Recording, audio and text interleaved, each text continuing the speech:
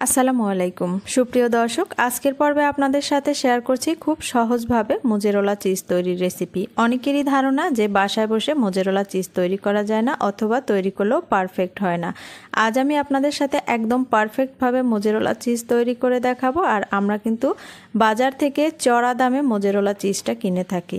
চাইলে কিন্তু ঘরে বসে অল্প সময়ে আর অল্প খরচেই এই চিজটা বানিয়ে নেওয়া যায়। আশা করছি আজকের রেসিপিটিও আপনাদের কাজে আসবে। ভিডিও ভালো লাগলে অবশ্যই কিন্তু পেজ ফলো, চ্যানেল সাবস্ক্রাইব করতে ভুলবেন না। তো আর কথা না বাড়িয়ে চলুন কিভাবে খুব সহজে চিজ বানানো যায় সেই রেসিপিটি শেয়ার করা যাক। প্রথমে চুলায় প্যান বসিয়ে নিয়েছি আর চুলাটা এ পর্যায়ে অফ আছে। এখন আমি এর মাঝে দিয়ে দিচ্ছি 1.5 লিটার পরিমাণ তরল দুধ। আর দুধটা কিন্তু অবশ্যই কাঁচা হতে হবে এবং খাঁটি গরুর দুধ হতে হবে। আপনি যদি দুধটাকে প্রথমে জাল করে নেন, তারপরে যদি আবার চিজ বানাতে যান তবে কিন্তু হবে না, অবশ্যই কাঁচা দুধ নিতে হবে। এখন আমি ভিনেগার এবং পানির একটি মিশ্রণ তৈরি করে নিচ্ছি। প্রথমে আমি 1/3 কাপ পরিমাণ পানি নিয়েছি, তারপর 1/3 কাপ পরিমাণ ভিনেগার নিয়ে তারপর এভাবে নেড়ে মিশিয়ে নিয়েছি। এবার আমি চুলাটা অন করে দিচ্ছি। চুলাটা অন করে এখন আমি একটু নেড়ে নিচ্ছি। মিডিয়াম আছে আমি দুধটা গরম করে নেব। খুব বেশি সময় জাল করব না, দুধটা জাস্ট কুসুম গরম হয়ে যাবে, ঠিক ওই পর্যায়ে চুলাটা অফ করে দিতে হবে। চুলাটা অফ করে দিয়েছি। এবার আমি অল্প অল্প ভিনেগার আর পানির মিশ্রণটা দিচ্ছি আর এভাবে ঘুরিয়ে ঘুরিয়ে অনবরত নেড়ে নিচ্ছি। আর দেখবেন তখনই দেখতে পাবেন যে আস্তে আস্তে এই চিজটা হতে শুরু করেছে, মানে ছানা কাটতে শুরু করেছে। আর চুলাটা কিন্তু অফ রাখতে হবে। জাস্ট কুসুম গরম হয়ে গেলেই কিন্তু এভাবে ভিনেগার আর পানির মিশ্রণটা দিবেন আর এভাবে ঘুরিয়ে নেবেন। আমি প্রায় 7 থেকে 8 বার 1 টেবিল চামচ করে ভিনেগার আর পানির মিশ্রণটা দিয়েছি আর এভাবে ঘুরিয়ে নেড়ে নিয়েছি। তো দেখুন ছানাটা কিন্তু সুন্দরভাবে, মানে চিজটা কিন্তু সুন্দরভাবে হয়ে গেছে। এখন আমি জাস্ট এভাবে নেড়ে একটু মিশিয়ে নিয়েছি। এবার ঢাকনা দিয়ে ঢেকে রেখে দিচ্ছি 2 মিনিট। তো ঢাকনাটা তুলে নিয়েছি আর দেখুন চিজগুলো সব এক জায়গায় হয়ে গেছে। এখন আমি একটি এই চামচের সাহায্যে তুলে নিচ্ছি, মানে এই ছাঁকনি চামচের সাহায্যে তুলে নিচ্ছি যাতে পানিটা সুন্দরভাবে ঝরে যায়। তো আমি এটা তুলে এখন আমি পানিটা একটি স্প্যাচুলার সাহায্যে খুব ভালোভাবে চেপে ফেলে দিচ্ছি। অবশ্যই কিন্তু পানিটা ভালোভাবে চেপে ফেলে দিতে হবে, না হয় কিন্তু এই চিজের মাঝে পানি থাকলে চিজটা কিন্তু খুব বেশি দিন ভালো থাকবে না, অথবা চিজটা আপনি যখন বানাবেন তখন কিন্তু অনেকটাই নরম থেকে যাবে। তো যতটা সম্ভব পানি ফেলে এখন আমি হাতের মাঝে নিয়ে তারপরে খুব ভালোভাবে চেপে চেপে পানিটা ফেলে নিচ্ছি। খুব ভালোভাবেই কিন্তু পানিটা ফেলে দিতে হবে। আপনি যদি খুব ভালোভাবে পানিটা ফেলে না দেন তবে কিন্তু আমি আরও একবার বলেছি যে চিজটা নষ্ট হয়ে যেতে পারে, বেশি দিন ভালো থাকবে না, অথবা চিজটা নরমই থেকে যাবে। তো আমি পানিটা ফেলে নিয়েছি। আর এই পানিটা কিন্তু চাইলে আপনারা যে কোনো রান্নার কাজে ব্যবহার করতে পারেন। এবার যে চিজ বানানোর পরে যে ঘোল অথবা পানিটা ছিল এর মাঝে 1 টেবিল চামচ লবণ দিয়ে আমি একটু জাল করে নিয়েছি। হাতে সহ্য হয় এরকম করে গরম করে নিয়েছি।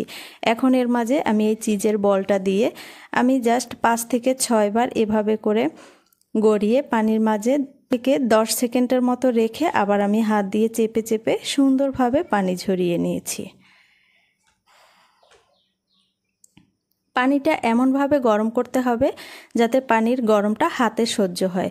খুব বেশি গরম করতে যাবেন না, তবে কিন্তু চিজটা নরম হয়ে যাবে। তো দেখতেই পাচ্ছেন আমি কিন্তু কয়েকবারই এভাবে পানির মাঝে ডুবিয়ে তারপরে আবার হাত দিয়ে চেপে নিয়েছি। আর দেখুন এটা কতটা স্টিকি হয়েছে।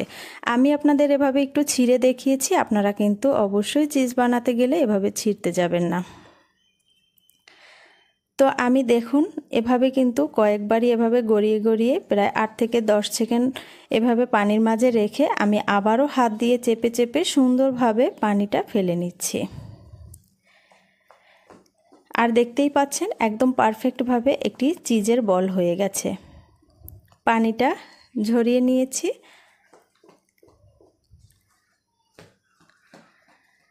এখন আমি একটি বাটিতে নিয়েছি একদম ফ্রিজের ঠান্ডা পানি আর কিছু আইস টুকরা।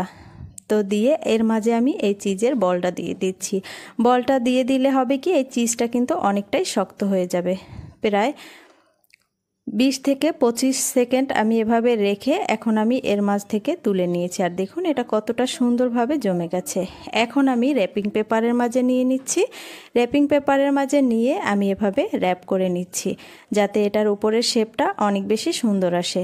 হাতের কাছে র্যাপিং পেপার না থাকলে কোনো অসুবিধা নেই, যে কোনো পলিব্যাগের মাঝে রেখে এভাবে পেঁচিয়ে নিলেই হয়ে যাবে। তো এখন আমি এটার শেপটা যাতে আরও বেশি সুন্দর আসে, তাই এভাবে গোল একটি বাটির মাঝে দিয়ে এখন আমি এটাকে রেখে দেব নর্মাল ফ্রিজে 8 থেকে 10 ঘন্টা। আপনারা চাইলে ডিপ ফ্রিজেও রেখে দিতে পারেন 4-5 ঘন্টার মতো।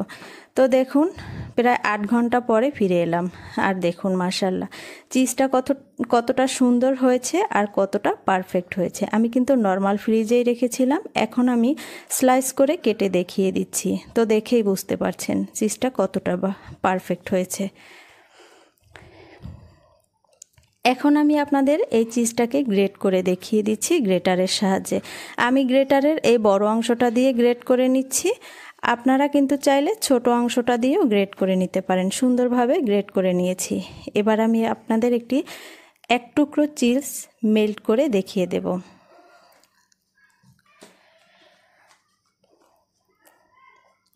তো চুলায় আমি প্যান বসিয়ে দিয়েছি, আর চুলার আঁচ মিডিয়াম লোয়ে রেখে আমি এর মাঝে এক টুকরো চিজ দিয়ে দিয়েছি, আর ঢাকনা দিয়ে একটু সময় ঢেকে নিচ্ছি। প্রায় 30 সেকেন্ডের মতোই ঢেকে নিতে হবে। তো আমি আপনাদের দেখিয়ে দিচ্ছি, দেখুন এটা কত সুন্দরভাবে মেল্ট হয়ে গেছে। আর আমি দেখিয়ে দিচ্ছি এটা কতটা স্টিকি হয়েছে, কতটা পারফেক্ট হয়েছে। এটা কিন্তু বাজার থেকে যে আমরা চিজ কিনে আনি তার থেকে কোনো অংশে কম হয়নি। তো চাইলে কিন্তু অল্প সময়ে ঘরে বসে অল্প খরচেই কিন্তু বানিয়ে নিতে পারেন এই পারফেক্ট মোজারেলা চিজ। আশা করছি আজকের রেসিপিও আপনাদের ভালো লেগেছে। ভালো লাগলে অবশ্যই কিন্তু লাইক কমেন্ট করতে ভুলবেন না। সবাই ভালো থাকবেন, সুস্থ থাকবেন। আজকের মতো এখানেই বিদায় নিচ্ছি। আল্লাহ হাফেজ।